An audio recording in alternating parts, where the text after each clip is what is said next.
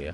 حضور علیہ السلام نے ارشاد فرمایا المرء علی دین خلیلہ فلینظر من یخالل، ہر شخص اپنے دوست کے دین پہ ہوتا ہے، تو اسے دوستی لگانے سے قبل دیکھ لینا چاہیے وہ کس سے دوستی لگا رہا ہے۔ اور ایک دوسری حدیث کے بابرکت کلمات ہیں التمس الجار قبل الدار والرفیق قبل الطریق، گھر خریدنے سے پہلے ہمسایہ دیکھ لو اور سفر کرنے سے پہلے ہم سفر دیکھ لو۔ بندہ جن لوگوں کی صحبت اور سنگت اختیار کرتا ہے تو ان کی صحبت کا رنگ بندے کے اوپر ضرور چڑھتا ہے۔ اس لیے آقا کریم علیہ السلام نے ارشاد فرمایا کہ تمہاری دوستی مسلمانوں کے علاوہ کسی اور سے نہیں ہونی چاہیے، اور تمہارا کھانا متقی کے علاوہ کوئی اور نہ کھائے۔ یعنی جب تم دعوت کرو تو اہل تقوی کو اپنی دعوت پہ بلاؤ، تاکہ تمہارے گھر میں برکت بھی ہو اور تمہارا کھانا اس کا صحیح مصرف بھی ہو۔ آج میں اور آپ اپنے آپ کو دیکھ سکتے ہیں کہ ہم کہاں کھڑے ہیں۔ نماز میں روزانہ دعائے قنوت پڑھتے ہوئے ہم کہتے ہیں وَنَخْلَوْ وَنَتْرُكُ مَنْ يَفْجُرُكَ، اے اللہ جو تیرے حکموں کو توڑے گا، تیری نافرمانی کرے گا، ہم اس کو ترک کر دیں گے، اس سے کوئی تعلق نہیں رکھیں گے۔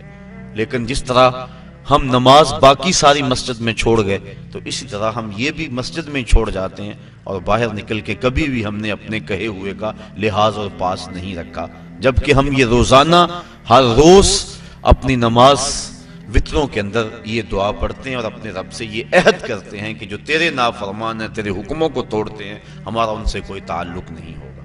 تو ایک روایت کے کلمات ہیں، فرمایا کہ اگر صدقہ دینے کے لیے کچھ نہ ہو فَلْيَلْعَنِ الْيَهُودِ، تو یہودیوں پر لعنت بھیجو، اللہ تمہیں صدقے کا ثواب عطا فرما دے گا۔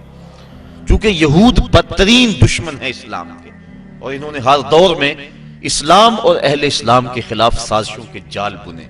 کابل سے کندھار تک، قلعہ جنگی سے دشت لیلہ تک، تورا بورا سے تکریت تک، موصل سے بغداد تک، جاوا کے ساحل سے لے کر رباط کے کوچہ و بازار تک، القدس سے کشمیر تک، نیل سے کاشغر تک، پوری دنیا کے اوپر اہل اسلام کے اوپر ظلم کی جو سیارات پھیلی ہے، ذرا دیکھیے کہ اس کے اسباب کیا ہیں۔ یہود و ہنود کا اور یہود و نصارہ کا گٹھ جوڑ، اور انہوں نے مسلمانوں کے لیے عرصہ حیات تنگ کر دیا، اور اس وقت ہم جس حالت میں ہیں کسی سے مخفی نہیں۔ ہمارے ساتھ جو کچھ ہوا، جو کچھ ہو رہا ہے اور جو کچھ ہونے والا ہے، کھول کر آنکھیں میرے آئینہ گفتار میں، آنے والے دور کی دھندلی سے ایک تصویر دیکھ۔ جو کچھ ہوا اس کا پیش منظر اگر دیکھیں پس منظر کے حوالے سے تو وہ بڑا بھیانک اور خطرناک ہے۔ ہماری شاہ کاٹی گئی، اور جب سارا خون بہ گیا تو وہاں پٹرول بھرا گیا۔ جب پھیپھڑے پٹرول سے بھر گئے تو ان لاشوں کو آگ دی گئی، اور جب وہ اچھلتے تھے رگ سے بسمل کے تماشے کرتے تھے تو امریکی گنڈے کہہ لگاتے تھے۔ یہ کل کی کہانی ہے۔ شبرغان کی طرف جانے والے کنٹینروں کے اندر کس قدر طالبان بھر دیے گئے اور انہیں ایک گھونٹ بھی پانی کا نہ دیا گیا، اور بتاتے ہیں کہ جب پیاس کی شدت ہوئی تو وہ ایک دوسرے کا پسینہ چاٹتے تھے، اور جب شبرغان جا کے کنٹینر کھولے گئے تو 3 یا 4 افراد کے علاوہ باقی سارے جو سینکڑوں کی تعداد میں تھے وہ موت کی گھاٹ اتر چکے تھے۔ وہ تو ہمارے ساتھ یہ سلوک کریں اور ہم ان کے ساتھ دوستیوں کی پینگیں بڑھائیں، یہ قطعاً گنجائش نہیں ہے۔ اسلام نے واضح طور پہ ہمیں پیغام اور حکم دیا، اور قرآن کے الفاظ اور قرآن کے بابرکت حروف ہمیں نور دے رہے ہیں اور ہمیں زندگی گزارنے کا ڈھب دے رہے ہیں۔ یا ایھا الذین آمنوا، اے ایمان والو، لا تتخذوا اليہود والنصارى اولیاء، یہود و نصارہ کو کبھی بھی دوست نہ بنانا۔ بعضهم اولیاء بعض، یہ ایک دوسرے کے دوست ہیں۔ ومن یتولہم منکم، تم میں سے جو ان کے ساتھ دوستی رکھے گا، فَإِنَّهُ مِنْهُمْ، تو اس کا شمار انہی میں سے ہوگا۔ اس کے طور طریقے، اس کی عادتیں، اس کی زندگی کا ڈھب ان کے مطابق ڈھل جائے گا، چونکہ دوستی کا نتیجہ یہ ہے المرء علی دین خلیلہ، بندہ جس کا دوست ہو تو اس کا مذہب اور اس کے خیالات اور اس کی عادات ضرور اپنا لیتا ہے۔ اس لیے روکا گیا کہ برے بندے کی صحبت سے بچا جائے۔ علامہ رومی کہتے ہیں تا توانی دور شو از یار بد، یار بد بدتر بود از مار بد، کہا جہاں تک ہو سکے برے کی صحبت سے بچ، کہا برے کی صحبت برے سانپ سے بھی زیادہ خطرناک ہے۔ پھر فرمایا اگر سانپ لڑ جائے تو انسان کی موت واقع ہو جاتی ہے، زندگی کو خطرہ ہے، اور اگر برا یار لڑ جائے تو ایمان کو بھی خطرہ ہوتا ہے۔ اس لیے ان لوگوں کی صحبت سے دور رہنا اور نفور رہنا اس کی ہی ترغیب دی گئی ہے۔ بلکہ زندگی کے شب و روز میں انسان جب بھی کسی سے دوستی کا تعلق جوڑنے لگے تو اس کو پہلے اس کے عقائد اور اس کی سوچ دیکھنی چاہیے۔ حضرت علی المرتضیٰ رضی اللہ تعالیٰ عنہ کے قول کے مطابق 15 سال سے لے کر 20 سال تک کی جو عمر ہے یہ انتہائی اہم عمر ہے، اور اس عمر کے اندر اپنی اولاد پر خصوصی نگہداشت رکھنے کی ضرورت ہے کہ ان کی صحبت، مجلس اور دوستی کسی برے شخص سے نہ ہونے پائے۔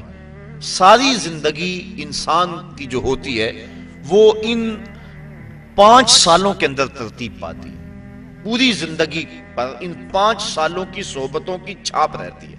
اس لیے ہمیں پوری شدت اور کوشش کے ساتھ اور محنت کے ساتھ ان ایام میں اپنی اولاد جب ان ایام سے گزر رہی ہو تو ان کی صحبت اور سنگت کو دیکھنا چاہیے، آنکھیں بند کر کے نہ بیٹھ جائیں، بلکہ دیکھیں کہ ہماری اولاد کہاں بیٹھتی ہے اور کہاں اٹھتی ہے۔ بلکہ اولاد ابھی عمر کے اس حصے میں ہے کہ اپنے نفع نقصان کو نہیں جانتی، ان کے لیے ترجیحات خود مقرر کریں، اور اچھے دوست اور اچھے لوگ اور اللہ والے لوگ تلاش کر کے ان کی مجالس کے اندر ان کو خود بٹھا کے آئیں تاکہ ان کی برکات ان کو نصیب ہوں۔ ورنہ اگر یہ دن ان کے برباد ہو گئے تو ساری زندگی ان کی برباد ہو جائے گی۔ تو دوستی، تعلق اچھے لوگوں کے ساتھ ہی یقیناً فائدہ بخش ہوتا ہے۔ آقا کریم علیہ السلام نے اس کو ایک مثال سے سمجھایا، فرمایا اچھے بندے کی صحبت کی مثال خوشبو بیچنے والے کی طرح ہے۔ کہا 3 چیزوں میں سے ایک چیز ضرور ہوگی، یا تو وہ اسے خوشبو کا تحفہ دے دے گا کیونکہ اس کے پاس خوشبو وافر ہے، کچھ اسے دے دے گا بغیر کسی پیسے کے، اور یا یہ خوشبو سے لے لے گا، اور فرمایا یا نہ وہ دے گا اور نہ یہ لے گا، لیکن جب تک بیٹھا رہے گا خوشبو میں بسا رہے گا، اس کے مشام جام معطر رہیں گے۔ اور برے بندے کی صحبت کو ایک مثال سے سمجھاتے ہو فرمایا کہ جس طرح لوہار کی بھٹی ہوتی ہے، یا تو کوئی چنگاری اڑ کر اس کے کپڑوں پہ پڑے گی اور کپڑے جل جائیں گے، بدن کے جلسنے کا اندیشہ بھی ہے، اور اگر یہ نہیں تو کم از کم جتنی دیر تک بیٹھا رہے گا اس کے دھوئیں سے اور اس کے تعفن سے اس کو تکلیف پہنچتی رہے گی۔ اس لیے اچھے بندے کی صحبت کا رنگ اپنا ہے۔ حضرت شیخ سعدی شیرازی فرماتے ہیں کہ میں ایک حمام میں گیا، ایک مٹی تھی وہاں پڑی ہوئی تھوڑی سی، میں نے دیکھا اس سے خوشبو آ رہی ہے، میں نے کہا تو مشک ہے، عنبر ہے، تیرے سے خوشبو آ رہی ہے۔ اس مٹی نے کہا ہوں تو میں مٹی، مجھے اپنی اوقات اچھی طرح یاد ہے، میں مٹی ہوں، میری ذات مٹی ہے، لیکن میرے اندر سے جو خوشبو تمہیں آ رہی ہے اس کی وجہ یہ ہے چند دن تک میں پھول کے قدموں میں بیٹھی رہی ہوں۔ جمال ہم نشیں در من اثر کر وگرنہ من ہما خاکم کے ہستم، میرے ہم نشیں کا جمال میرے اندر سرایت کر گیا، اثر کر گیا، ورنہ مجھے اچھی طرح یاد ہے کہ میری اوقات کیا ہے اور میں ہوں مٹی ہی، لیکن پھول کی صحبت نے مجھے یہ چمک اور یہ روشنی اور یہ اجالے دے دیے کہ میں آج جو ہے وہ خوشبو دے رہی ہوں۔ تو اچھے بندے کی صحبت یقیناً بندے کو اچھا کرتی ہے۔ صحبت سالے ترا سالے کند، صحبت تالے ترا تالے کند۔ تو یہود و نصارہ کی صحبت یقیناً مسلمانوں کا سب کچھ لوٹ لے، اس لیے منع فرمایا خبردار ان کے قریب نہ بیٹھنا، ان سے دوستی نہ لگانا۔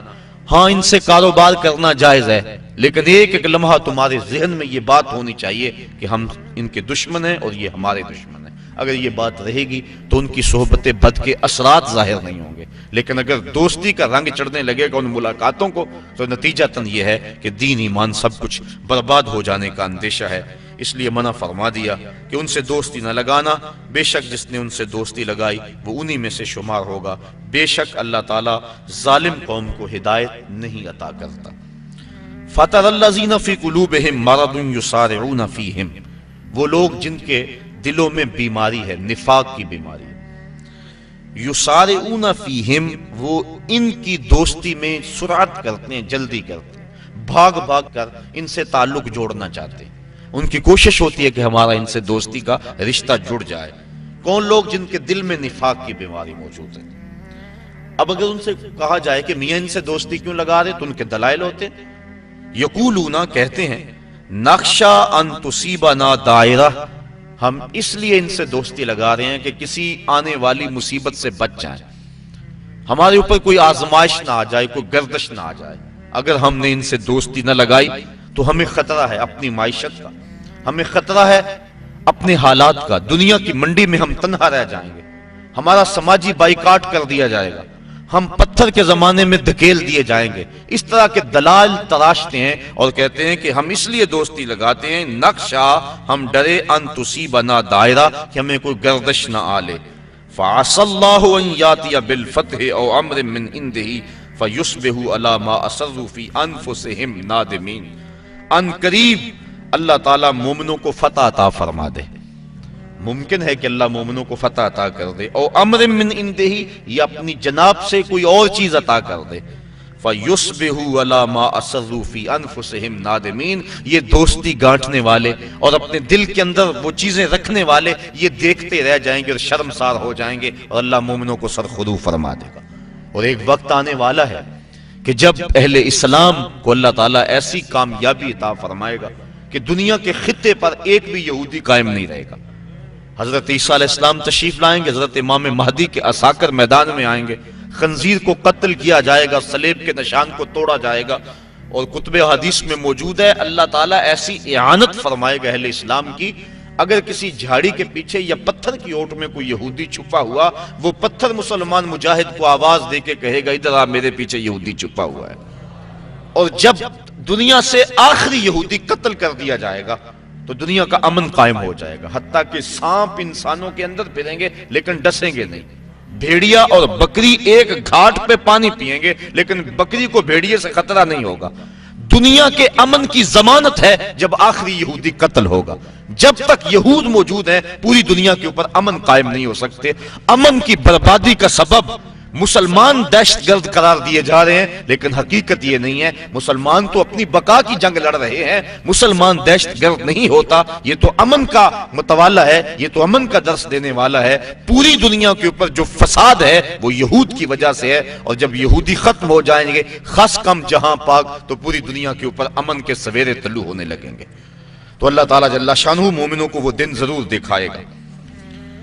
وَيَقُولُ الَّذِينَ آمَنُوا أَهَؤُلَاءِ الَّذِينَ أَقْسَمُوا بِاللَّهِ جَهْدَ أَيْمَانِهِمْ، اور اہل ایمان یہ کہتے ہیں یہ ہیں وہ لوگ جنہوں نے اللہ کے نام کی قسمیں کھائی تھی، بڑی پکی قسمیں۔ إِنَّهُمْ لَمَعَكُمْ، یہ کہ ہم تمہارے ساتھ ہیں، جبکہ یہ تو ہمارے ساتھ نہیں ہے، یہ تو کچھ اور نکلے۔ یہ منافقین کا جب پردہ چاک کر دیا گیا تو مسلمانوں نے جو کہا یہ اس حالت کو بیان کیا جا رہا ہے، کیونکہ منافقین مسلمانوں کے اندر گھسے ہوئے تھے۔ آقا کریم علیہ السلام کی ستر پوشی کی عادت تھی، اور آقا کریم نہیں چاہتے تھے کہ ان کو رسوا کریں۔ اب انہوں نے سمجھا کہ شاید نبی کو پتہ ہی نہیں، یہ جانتا نہیں ہے، ہم ان کے اندر رہتے اور نبی کو پتہ ہی نہیں، بلکہ انہوں نے باتیں کرنا شروع کر دی، یوں آسمانوں کی خبریں تو دیتے ہمارا تو پتہ ہی نہیں ہے۔ آقا کریم تو پردہ پوش تھے، انہوں نے تانا زنی علم پہ کر دی۔ آقا کریم ایک دن منبر پہ تشریف فرما ہوئے، فرمایا مجھے پتا چلا ہے کچھ لوگ میرے علم پہ اعتراض کرتے ہیں، فرمایا پوچھو، جو پوچھو گے بتاؤں گا۔ ایک شخص نے عرض کی من ابی یا رسول اللہ، آقا میرا باپ کون ہے؟ اب اس کے باپ کا تعارف تھا کہ فلاں باپ ہے، لیکن اس کا حقیقی باپ وہ نہیں تھا، باپ کوئی اور تھا۔ اس کے علم میں تھا، اس کو پتا تھا کہ حضور جو میرا ظاہر باپ ہے وہی بتائیں گے، لیکن آقا تو جانتے تھے۔ فرمایا ابو کا حذافہ، تیرا باپ وہ نہیں جو لوگ کہتے ہیں، تیرا باپ تو حذافہ ہے۔ ایک نے کہا میرا ٹھکانہ کیا ہے؟ قالا انت فی النار، کہا تو جہنمی ہے۔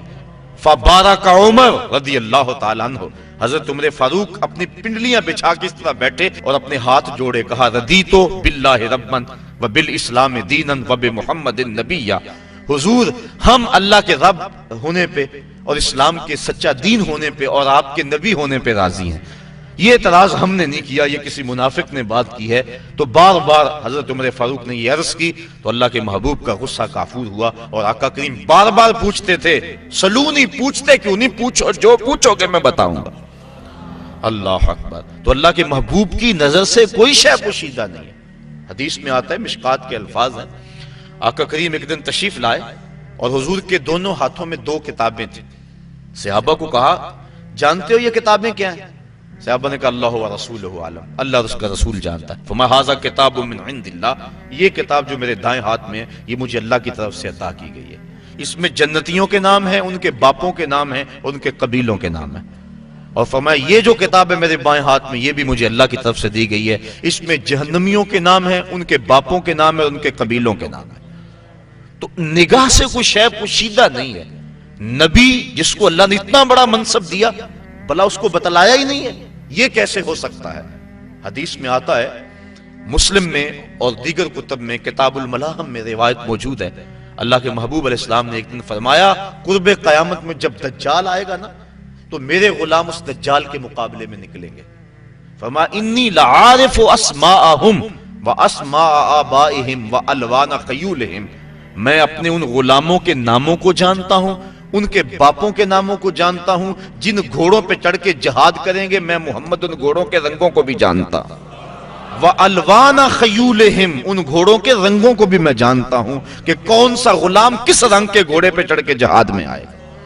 اب منافقین اتنا کچھ ہونے کے باوجود بھی کہتے تھے لو ہم اندر بیٹھے ہیں، ہمارا تو پتہ ہی نہیں ہے۔ تو یہ ان کی غلط فہمی موجود تھی۔ اللہ کے محبوب تو پردہ پوشی کی وجہ سے نہیں بتا رہے تھے، لیکن جب انہوں نے اس طرح کے اعتراضات بہت زیادہ کرنے شروع کر دیے، ایک دن اللہ کے محبوب جلال میں آئے اور فرمایا اخرج فلاں ابن فلاں من المسجد انت منافق، فرمایا فلاں اٹھ چلا جا تو منافق ہے، فلاں تو بھی مسجد سے باہر نکل جا تو منافق ہے۔ حضرت عمر فاروق کی یہ آرزو ہوا کرتی تھی کہ کبھی منافق الگ ہو جائیں، کھوٹا کھرا الگ الگ ہو جائیں تو پھر مزہ آ جائے، لیکن کچھ حکمت کے تحت حضور ابھی کرتے نہیں تھے۔ حضرت عمر فاروق موقع پہ موجود نہیں تھے، وہ نماز پڑھنے کے لیے آئے، دیکھا کہ کتنے لوگ جا رہے ہیں، پریشان ہو گئے، جماعت میری رہ گئی۔ تو ایک بندہ دروازے پہ کھڑا تھا جو جانتا تھا کہ حضرت عمر فاروق کی عادت کیا ہے اور منافقین کے بارے میں ان کے کیا جذبات ہیں۔ انہوں نے کہا ابشر یا ابن خطاب، ابن خطاب تمہیں مبارک ہو۔ کہا مبارک دے رہے ہو، میری جماعت ختم ہوگی تم مبارک دے رہے ہو؟ کہا جماعت ابھی ہونی ہے۔ تو کہا یہ کیوں جا رہے ہیں؟ کہا تمہاری آرزو پوری ہوگی۔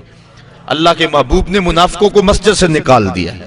تو جب مسجد میں تھے تو اس وقت وہ اپنے ایمان کے دعوے کرتے تھے، اور جب نکال دیا گیا تو مومنین جن کو پتہ نہیں تھا کہ یہ پاس بیٹھنے والا منافق تھا، یہ تو بڑی چکنی چپڑی باتیں کرتا تھا، انہوں نے حیرت سے کہا وَيَقُولُ الَّذِينَ آمَنُوا أَهَؤُلَاءِ الَّذِينَ أَقْسَمُوا بِاللَّهِ جَهْدَ أَيْمَانِهِمْ، یہ وہ لوگ تھے جو بڑی پکی قسمیں کھاتے تھے، إِنَّهُمْ لَمَعَكُمْ، کہ ہم ان کے ساتھ ہیں، بھلا ہمارے ساتھ ہے یہ کوئی؟ حبطت اعمالہم، فرمائے ان کے اعمال ضائع کر دیے گئے، فاصبحوا خاسرین، اور انہوں نے صبح اس حالت کے اندر کی کہ وہ خسارے میں تھے۔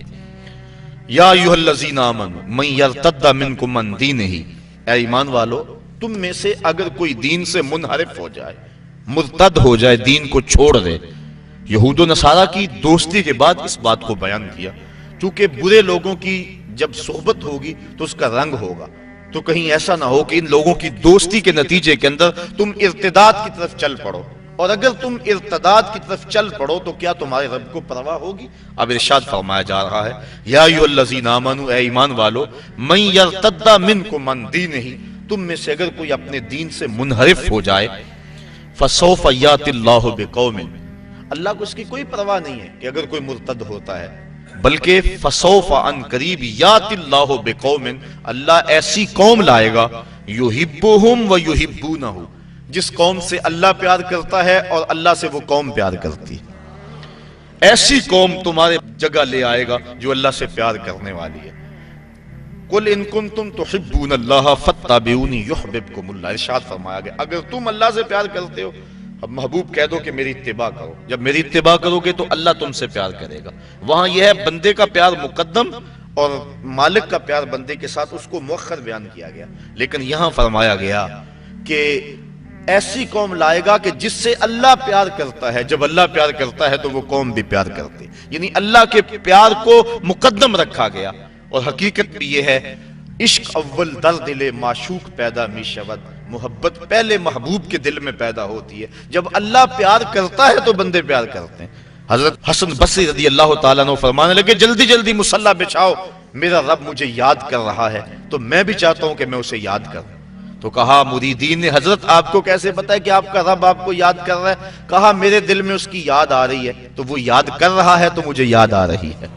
تو پہلے وہ پیار کرتا ہے تو پھر بندہ پیار کرتا ہے، اگر وہ پیار کرے تو پھر یقیناً بندے کے دل میں اس کے لیے محبتوں کے جذبات موجزن ہوتے ہیں۔ حضرت داتا گنج بخش علی حجویری کشف المعجوب میں لکھتے ہیں کہ یہ جو روایت ہے کہ جس نے توبہ کی اس کو اللہ نے بخش دیا، کہا یہ بھی ٹھیک، لیکن بعض صوفیہ فرماتے ہیں کہ یہ بھی ٹھیک کہ جس نے توبہ کی اسے بخش دیا گیا۔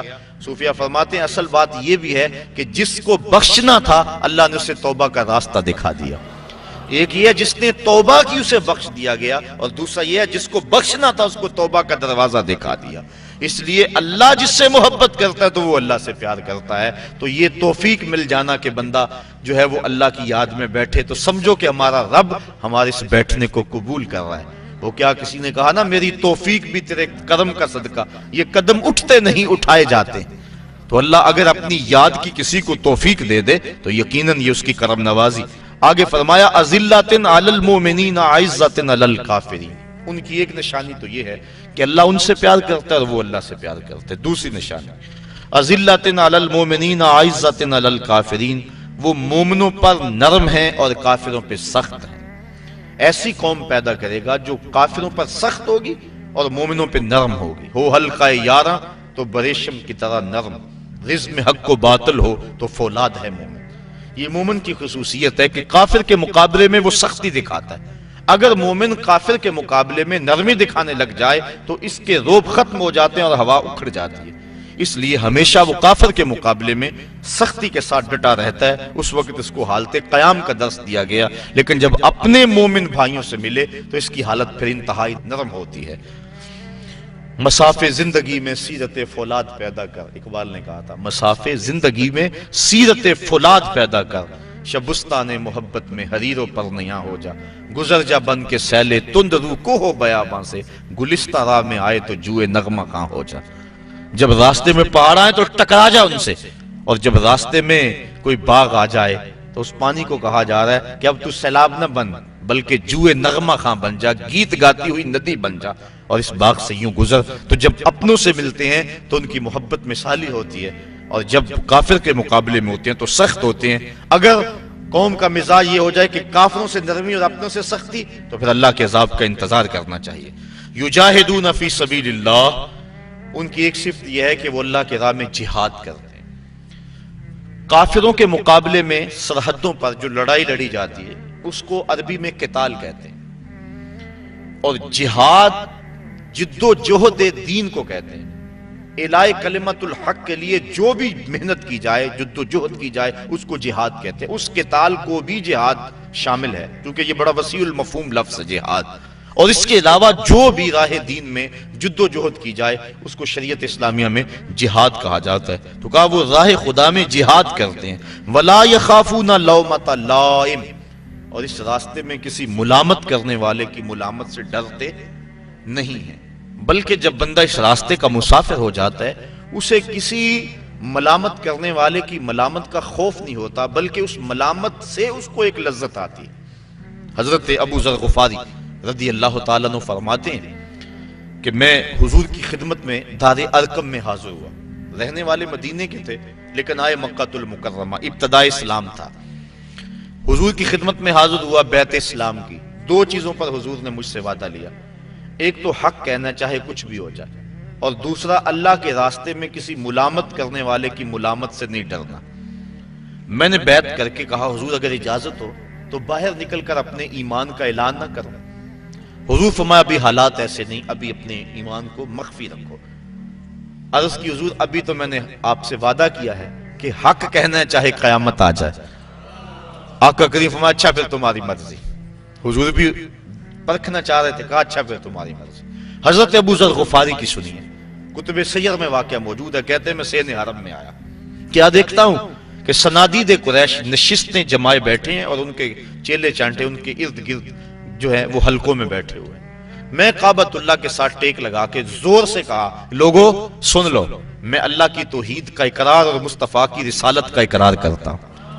کہتے ہیں یہ لفظ میرے ابھی مکمل نہیں ہوئے تھے کہ میرے اوپر لوگ ٹوٹ پڑے اور اتنا مارا کہ میرے لخت لخت سے خون بہنے لگا۔ حضور کے چچا حضرت عباس بن عبد المطلب رضی اللہ تعالی عنہ وہ وہاں موجود تھے، ابھی اسلام کی دولت سے مالا مال نہیں ہوئے۔ انہوں نے کہا لوگو اپنی معیشت پہ ترس کھاؤ اور اس شخص کو چھوڑ دو۔ تم جانتے نہیں یہ شخص کون ہے؟ یہ بنو غفار کا شخص ہے، اور بنو غفار مدینے میں رہائش پذیر قبیلہ ہے، تمہاری معیشت کا انحصار تجارت پہ ہے، اور تجارت بھی شام کی، اور شام کا جو راستہ ہے وہ مدینے کے قریب سے گزرتا ہے۔ اگر تم نے شخص کو قتل کر دیا تو تمہارے شام کی طرف جانے والے قافلے غیر محفوظ ہو جائیں گے، اور تمہاری معیشت جو ہے وہ کمزور پڑ جائے گی۔ اس پہ رحم نہ کرو، اپنی معیشت پہ ترس کھاؤ اور اسے چھوڑ دو۔ لوگوں کے ذہن میں یہ دلیل سمجھ میں آئی، لوگوں کے نے قبول کیا اور کہتے ہیں مجھے چھوڑ دیا۔ اب سنیے لفظ حضرت ابو ذر غفاری کے، کہتے ہیں میں نے آب زمزم سے زخموں کو دھویا، ایک چادر لی، سین حرم میں لیٹ گیا رات گزارنے کے لیے، لیکن ساری رات گزر گئی، مجھے نیند نہ آئی۔ کیوں نیند نہ آئی؟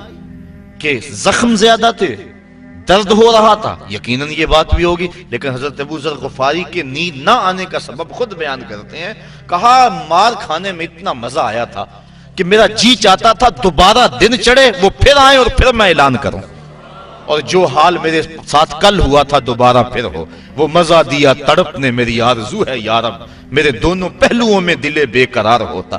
ایک پہلو میں دل ہے تو اتنا لطف آ رہا ہے، اگر دونوں پہلوؤں میں دل ہوتا تو کیا کیفیت ہوتی۔ کہا ساری رات انتظار میں گزر گئی اور جی چاہتا تھا کہ دوبارہ دن چڑھے اور پھر اپنی مسجدوں پہ آئیں اور پھر میں توحید کا غلغلہ بلند کروں اور پھر وہ میرے اوپر ٹوٹ پڑے، یہ زخم دوبارہ آئیں اور اس تکلیف سے جو لذت مجھے کل ملی تھی پھر دوبارہ ملے۔ کہا پھر جب صبح ہوئی اور وہ آ کے بیٹھ گئے، میں نے دوبارہ کھڑے ہو کے وہی اعلان کیا اور میرے اوپر ٹوٹ پڑے، پھر مزاحم ہوئے حضور کے چچا، اور اگلے دن پھر رات میری بڑی مشکل گزری اور میں یہ انتظار کرتا رہا دن چڑھے تو پھر توحید کا اعلان کروں۔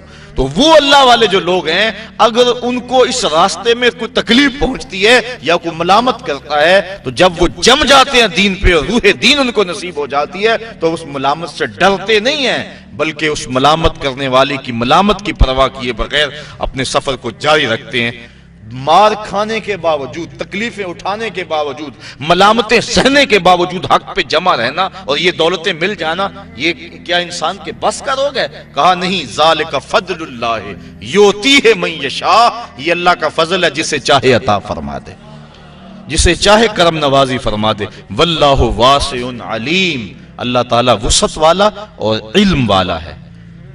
اب انسان کو منع کر دیا یہود و نصارہ سے دوستی نہیں کرنی، جو اللہ کے دشمن ان سے دوستی نہیں کرنی، آگے منع کر دیا کہ اہل کتاب سے بھی دوستی نہیں رکھنی، کفار سے بھی دوستی نہیں رکھنی۔ انسان تو معاشرتی حیوان ہے، کسی سے دوستی ہوگی تو زندگی گزرے گی۔ جب دوستی ان سب کی دوستی سے ممانعت کر دی گئی تو پھر یاری کس سے لگائے، دوستی کس سے لگائے؟ ویسے تو بندہ جی نہیں سکتا، اکیلا تو رہ نہیں سکتا۔ کہا آؤ بتائیں کس سے دوستی لگانی ہے۔ انما ولیکم اللہ ورسولہ، بے شک تمہارا دوست اللہ اور اس کا رسول ہے، آؤ ان سے دوستی کا ناتا جوڑ لو۔ دنیا داروں سے دوستی لگاؤ گے، بعد میں بے وفائی کا زخم اپنے سینے پہ لے کر روتے رہو گے کہ ہم جن کے لیے مرے تھے وہ وضو کرتے رہے اور جنازہ بھی نہ پڑا، پھر کیا کچھ کہتے پھرو گے۔ آؤ ان سے دوستی لگاؤ جو دنیا پر بھی اور آخرت پر بھی وفا کی ریت کو نبھاتے ہیں۔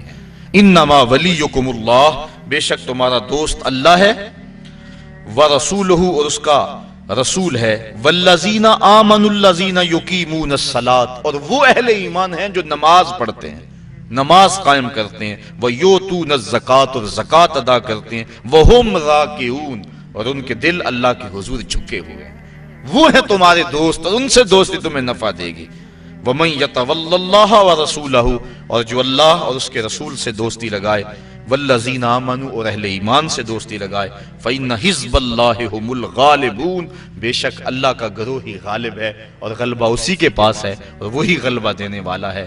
تو اہل اسلام کو ان کو راہ عمل دی گئی اور بتایا گیا تم نے کس سمت پہ چلنا ہے، کہیں غلط فہمی میں اپنا سب کچھ برباد نہ کر بیٹھیں۔ اسلام نے ان کو راہ عمل دے دیا کہ غلبہ تو اسلام کے پاس ہی ہے اور حق ہی غالب رہتا ہے، باطل چند دنوں کے لیے پنپتا ضرور ہے لیکن جو ہے وہ حقیقی طور پہ فتح حق کو ہوا کرتی ہے۔ اس لیے اس وقت پوری دنیا کے جو حالات ہیں وہ کس سے مخفی ہیں اور کون نہیں جانتا۔ اس وقت ہمیں آنکھیں کھول کے زندگی گزارنے کی ضرورت ہے اور اپنے دین کو سمجھنے کی ضرورت ہے. ہمیں قرآن مجید کے احکامات کو سمجھنے کی ضرورت ہے اور دیکھنے کی ضرورت ہے کہ ہم کس طرح اپنی زندگی کے شب و روز گزاریں جس سے ہمارا رب ہم پہ راضی ہو جائے، ورنہ ایسا نہ ہو کہ زندگی برباد کر کے بیٹھ جائیں. 4 دن کی زندگی ہے، اس کو شریعت اور مصطفیٰ کریم علیہ الصلوۃ والسلام کے جو طریقے ہیں ان کے مطابق گزارنے کی کوشش کریں. کار ما آخر شدو آخر زما کار نشد، مشت خاک ما غبارے کوچہ یار نشد، و آخر دعوانا ان الحمد للہ رب العالمین.